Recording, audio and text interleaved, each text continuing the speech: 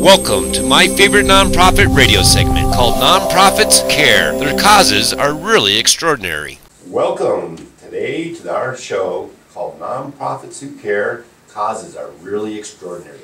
My name is Ralph Grills, and I'm the founder of My Favorite Nonprofit. And my co-host is Helena Nee. Hi Helena, how are you this morning? Very well, Very good, welcome. And today we have a very special guest. We have the CEO of Habitat for Humanity, Heather Lafferty. Welcome, Heather. Good morning. Thanks for having me today. Oh, it's a pleasure to have you on. And Heather, what we like to do is start out with, a lot of people have heard about Habitat for Humanity, but what actually does Habitat for Humanity do?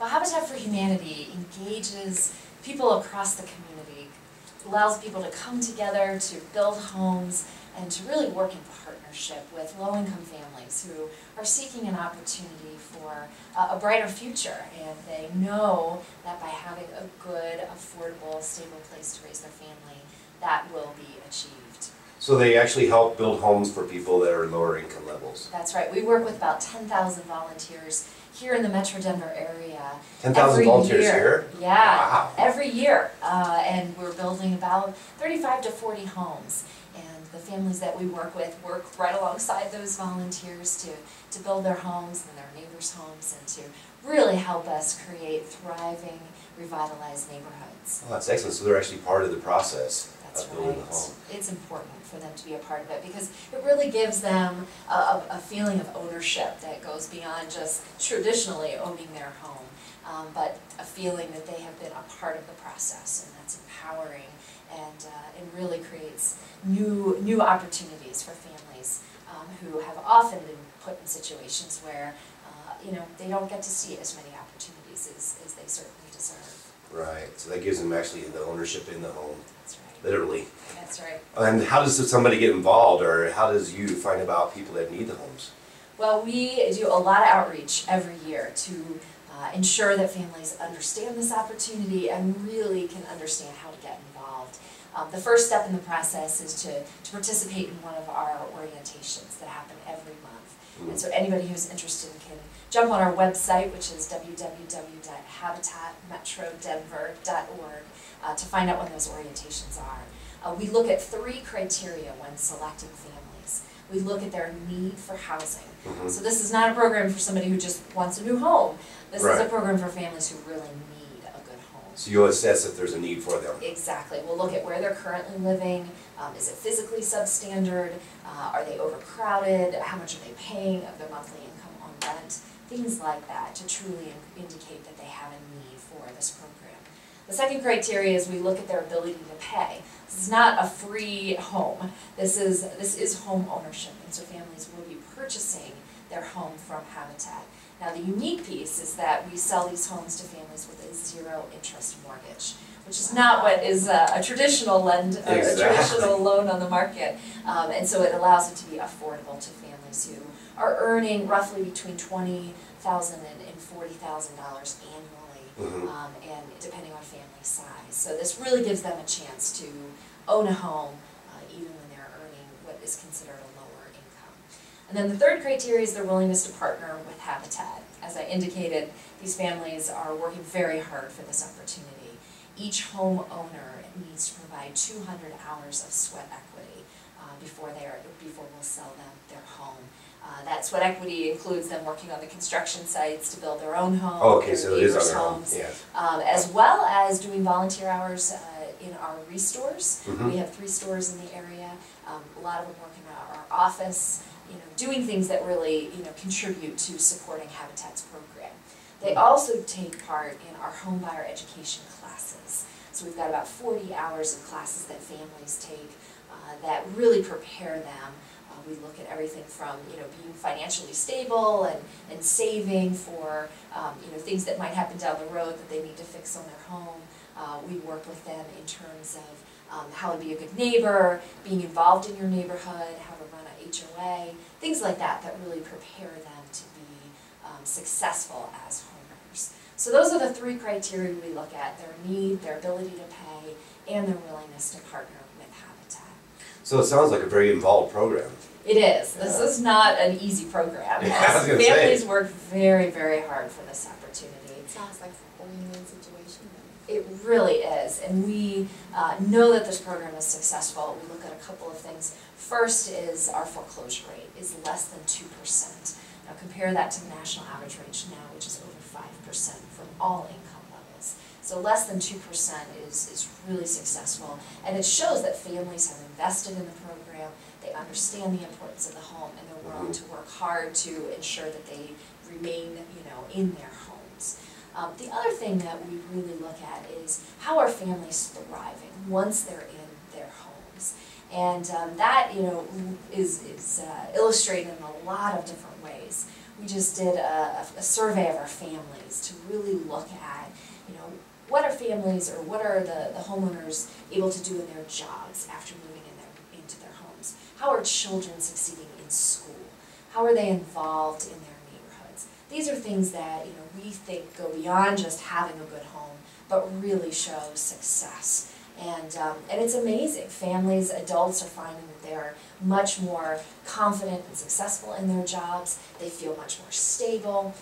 We're finding that children who grow up in Habitat homes are 2 times as likely to go to college as their peers. Wow. And we understand that these families are involved in their children's schools and they're involved in their local communities. So it goes well beyond just moving into a home, but it really, we're transforming lives and creating opportunities that impact everybody in our community. Oh, that's great, because I know in my previous life I was in the mortgage lending industry, and Fannie Mae had a program for home ownership, which, the pride of home ownership is very positive, but it's nothing like the details that you're talking about. I think this is really a good program that allows people, because you follow up with them afterwards, to see where their life is going and how things are changing, and if they are having problems, they have a place they can communicate with and say, and you guys can step in before, obviously, the foreclosure or anything that has to even go into the process. That's the unique part. A lot of people don't know that about Habitat is we are a home builder, which is what most people recognize with us. And Right. we build homes with volunteers, but we're also the mortgage lender. And I didn't know that part. We're raising all of the, Yeah. Wow. So we raise all of the money to buy the land, to build the homes from the community. And then we use that to provide the loans to families. Families then make a monthly mortgage payment to Habitat. And so all that investment then gets recycled back into our program, allowing us to build more homes and serve more families every year. So it really is a unique combination to be both the home builder and the lender, as well as the family support and advocacy side that we do in providing resources for the families that we work with. Right, and also if you give somebody something, they really don't appreciate it. So by having them pay their mortgage every month, they're actually going to appreciate what the house is doing for them. And there's a lot of pride in knowing that they're helping other families Right. have this opportunity because they make their monthly mortgage payment. It's kind of like the pay it forward. That's exactly We right. were just talking about earlier with us over here. That's right. That's great. I never knew that about Habitat for Humanity actually is a lender as well. Yeah. Another thing that a lot of people don't know about Habitat, and we're trying to make sure people do, is the fact that, as I mentioned, families can work in our restores. We have 3 restores here in the Metro Denver area. What is a restore? A restore is what we call a home improvement outlet store. Oh, really? So this is a place where people can donate their building materials, their furniture, their appliances, cabinets, doors, windows. If you're fixing up your home or you're getting a new appliance but have a dishwasher that still works very well, all these things get donated to our stores. And then the stores are open to the public, and so anybody can come in and shop. So if you're looking for a great deal, this is the place to come, and then all of the proceeds from these stores support Habitat's homeownership program. So it's kind of like the Goodwill. Anybody can donate things from their homes. That's You right. also have like builders that donate extra items. Where are the stores located here in Denver? We have 3 stores. One is in central Denver, right at about I-25 in Alameda. Uh-huh. Another up in Wheat Ridge, and our 3rd store is in southwest Denver near Littleton. So again, people can jump on our website at habitatmetrodenver.org and find out more information.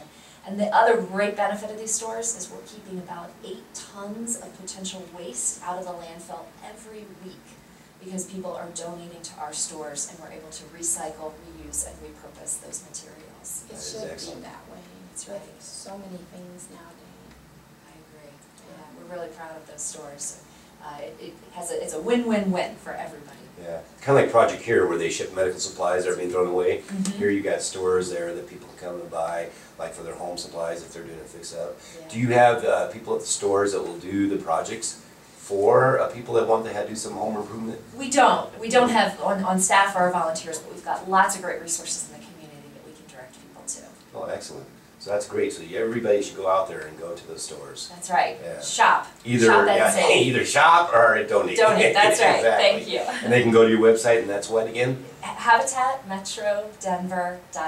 Okay, because I know there's a Habitat.org for the national site. That's right. So you guys have your own local site, We do. which Heather's been with both the national and the local chapter here. That's right. You're with your Metro Denver, right? That's correct. Right. And with the national chapter, how many? You said there was 1,600. Yeah, Habitat for Humanity International is, we are in about 85 countries actively around the world. Wow. And in the United States, we are in about 3,000 local communities, and that's through about 15 to 1,600 affiliates, which is kind of the structure of Habitat. And here in Colorado, we have 30 affiliates all across the state, 30. building over 100 homes a year. The largest is here in Metro Denver, and since we've got the largest population, Oh, makes but sense, yes. we're all across the state building homes, working with volunteers, and really transforming lives. How long has it, Habitat for Humanity actually existed? We're a pretty young organization if you compare us to, a Salvation Army or a Red Cross. We're only about 35 years old. We were started, my math's a little off. Internationally, we started in 1976, so a little over 35, and here in the Metro Denver area in 1979.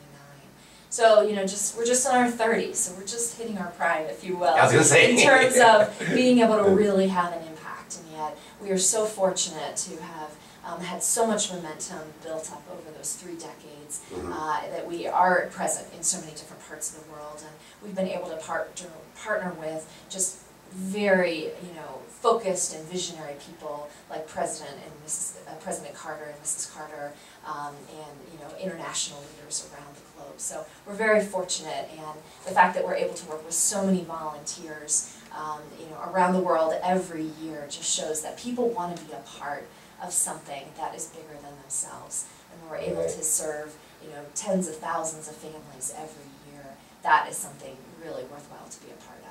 That is great. Do you know or have any idea how many homes Habitat builds in the world in a year? We have built over 500,000 houses around the world. Now that's over, the life of the organization, but we are right now serving about 75,000 families on a trajectory to serve about 100,000 families a year in the next couple of years. Now that looks a little bit different in every community in terms of what kinds of homes, repair work, how we're serving families, but it is tremendous how many families we're able to work with, and then ultimately how many communities are affected because families have good places to call home. Oh, that's great. That actually leads to my next question. Do you take homes that are already existing and then do rehabs with them as well? We do. We will buy a home, we'll rehab it and resell it. And we're also now launching a new program here in the Metro Denver area, which we're calling our Home Preservation Project, our home preservation work.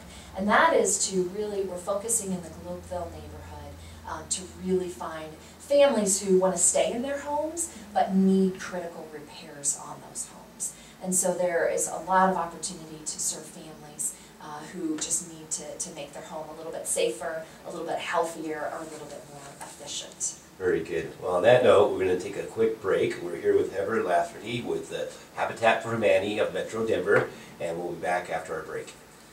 Welcome to my favorite nonprofit radio segment called Nonprofits Care. Their causes are really extraordinary. Welcome back to Nonprofits Who Care. Causes are really extraordinary. Again, I'm Ralph Grills. This is our new segment. I'm the founder of My Favorite Nonprofit.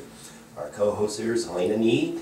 And Helena, welcome again. Thank you. Yes. And we're sitting here with Heather Lafferty from Habitat for Humanity, and she's with the Metro Denver division. And welcome back, Heather. Thank you. Yes. And Heather, tell us a little more about Habitat for Humanity.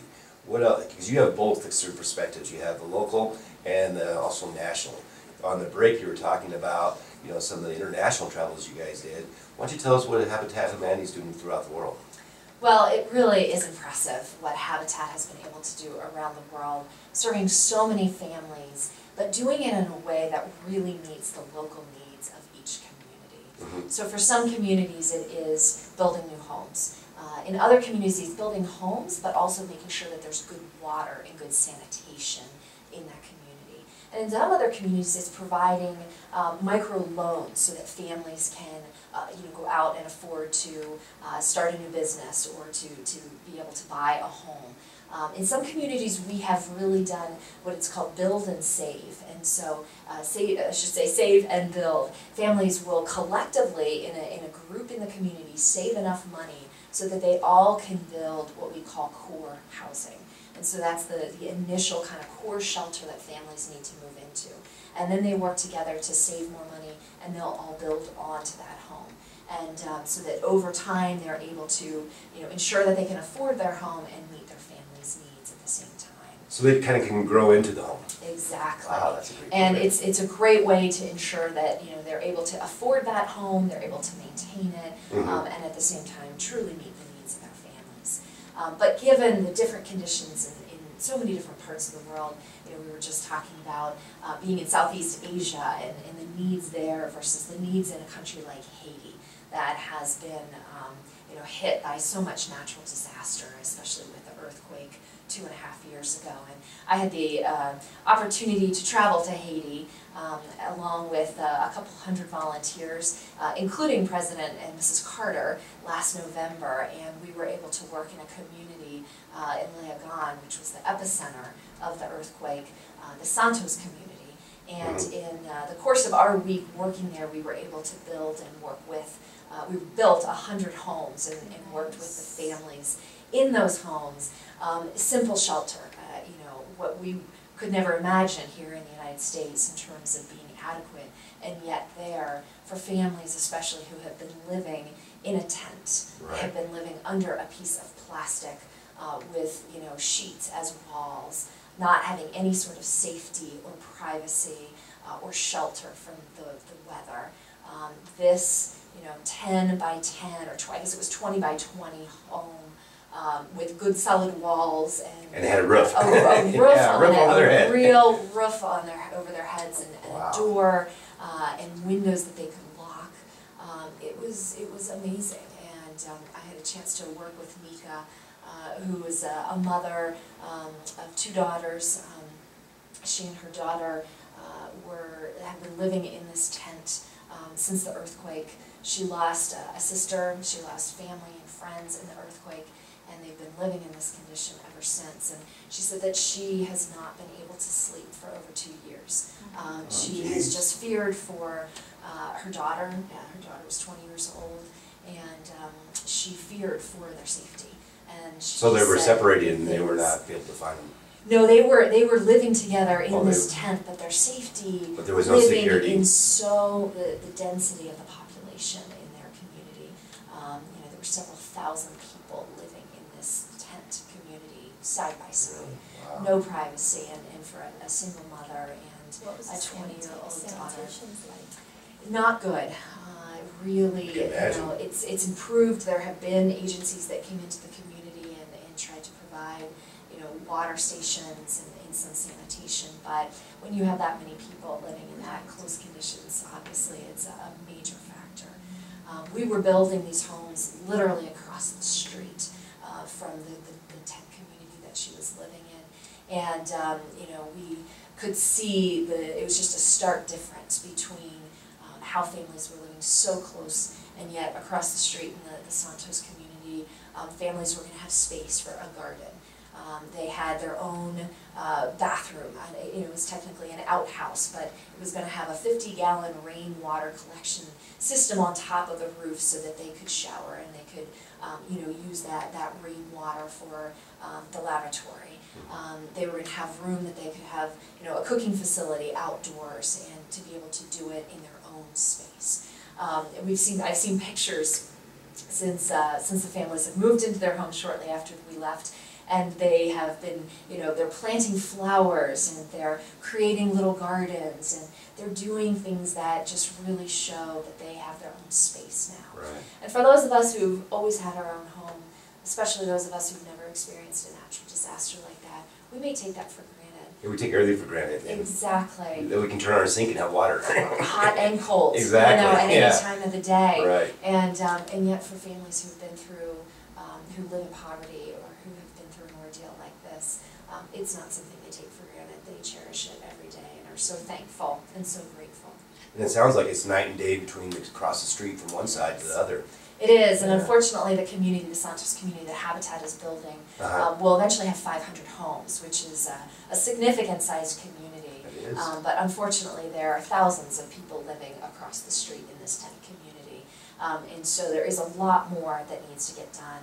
And Helena, as you and I were talking about, you know, the perception is that there's so much money that has been given to Haiti, and there certainly has been a lot of money pledged to Haiti.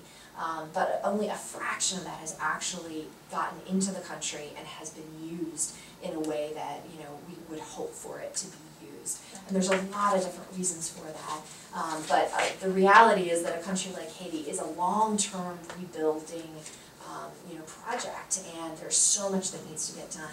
And so I hope that your listeners can hear that and understand that, you know, we have local needs here in the Metro Denver community that are very urgent and very important. We hope people will support, as well as needs around the world in countries like Haiti that continue to need our love and our support and our generosity.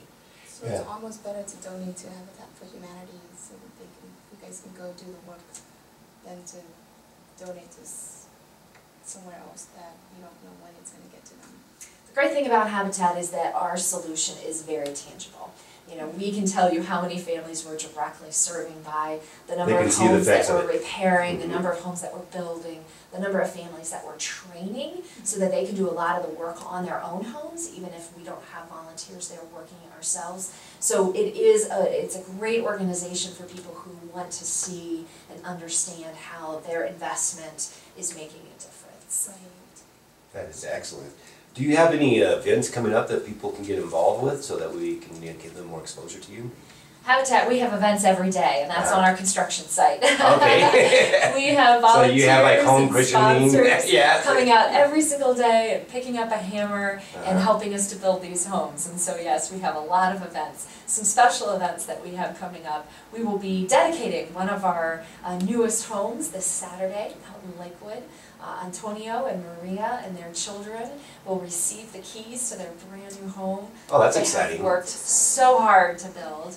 And this is Habitat home dedication. Is if anybody is feeling a little tired or depressed or, you know, just not feeling great, boy, the best trick, the best remedy to that is to come out to a Habitat home dedication, because there's nothing like seeing a community coming together, surrounding a family with love and compassion and support and hope and for their future, and to see a family really just, you know, relish that and to take advantage of that opportunity and to seize the moment as they go forward. So all of that is captured in 1 hour, and so I encourage your listeners to come and join us. They can find out more details on our website at habitatmetrodenver.org.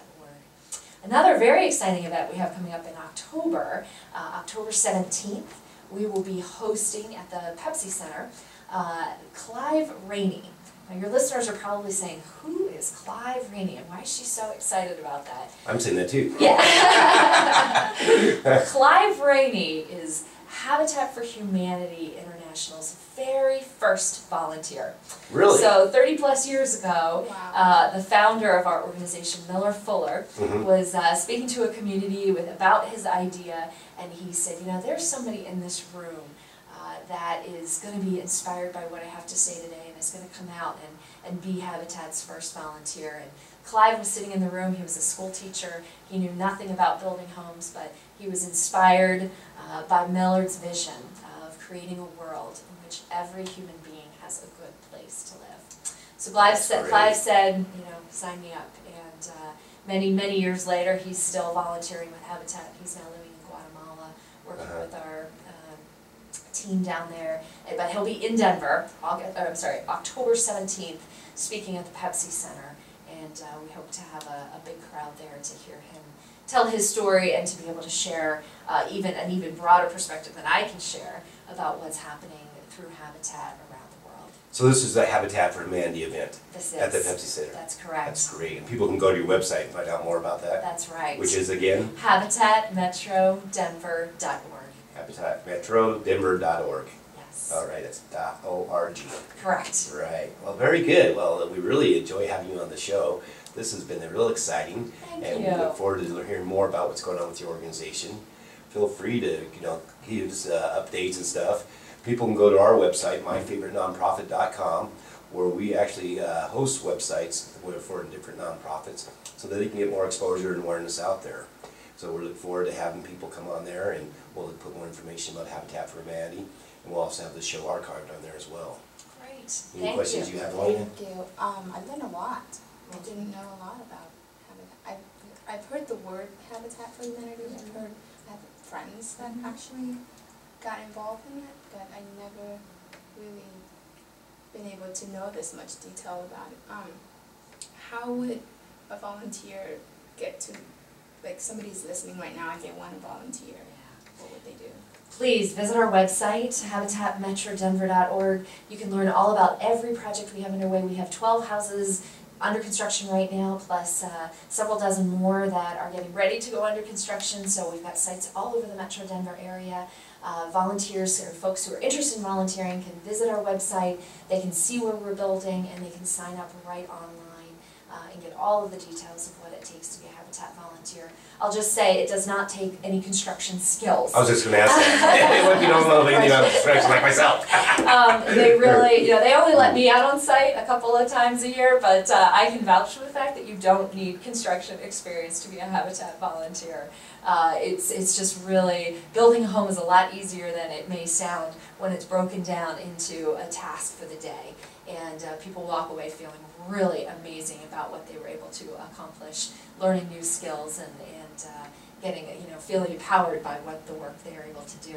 In fact, one of our houses under construction right now is what we call our Women Build Home. And this is a house being built solely by women. So everybody can be a part of Habitat, whether they think they might or not. So come visit us, Elena. Women built home, huh? That's impressive. So it's completely built by women? All women. Wow. Yeah, That is amazing. it is. It's a lot of people are like, that's amazing, and women are like, wait a minute, we knew we could do this. But this is, we do this every year. We've built many, many homes, over 20 homes here locally, just by women, and it just shows that anybody who puts their mind to it, we can build these homes. There you go. So It's women out there inspiration. should not feel intimidated. Absolutely not. No, please come and volunteer. We are able to do a lot with anybody who's willing to show up and say, yes, I can be a part of this. I want to make a difference. Excellent. Well, Heather, thank you again very much for coming on our show. Thank I you. learned a lot as well. And we're going to go to a break right now. And when we come back, we're going to have Bob Miller of Our Families Orphan Communities. And we'll see you after the break.